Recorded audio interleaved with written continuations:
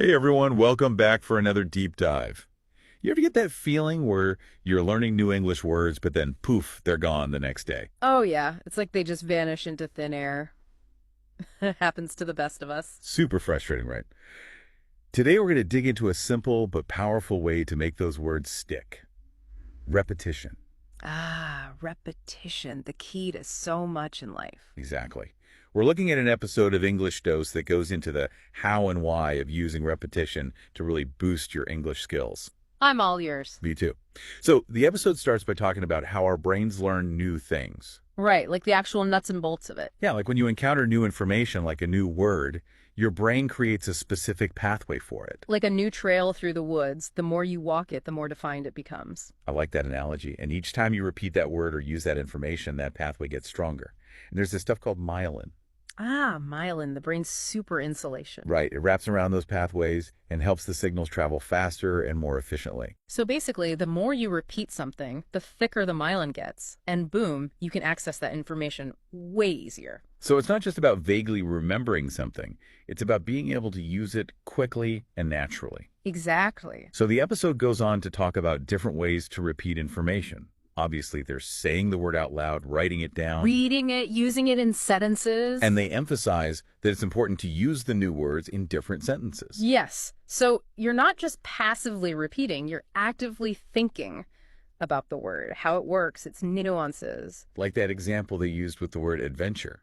Just saying adventure, adventure, adventure isn't as powerful as using it in different contexts. Right, because then you're forcing yourself to understand the meaning, not just the sound. Totally, like you're giving your brain a workout. Exactly. And it brings up another key technique, spaced repetition.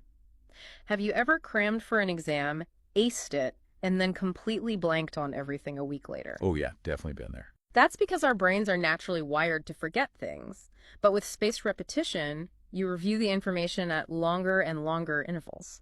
So it's like strategically reminding your brain not to forget something. Exactly. And this doesn't just apply to vocabulary. The podcast episode also mentions how useful repeated listening can be. Like rewatching an English movie or listening to a podcast episode again. Yes.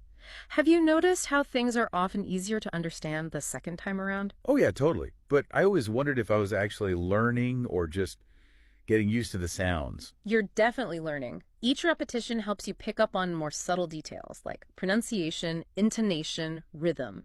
It's like training your ear to understand the music of the language. Absolutely. And you might even pick up on new words and phrases you missed the first time. It's amazing how much our brains can absorb with repeated exposure.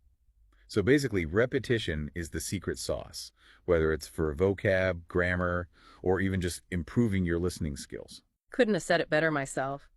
It's not about mindless drilling. It's about making it part of your routine in a way that works for you. Exactly, finding what clicks for you. So think about it. What's one small change you can make to bring in more repetition? Maybe it's reviewing flashcards on the bus, or listening to an English song a few times in a row. Or even just consciously using a new word or phrase throughout the day. Right, every little bit helps.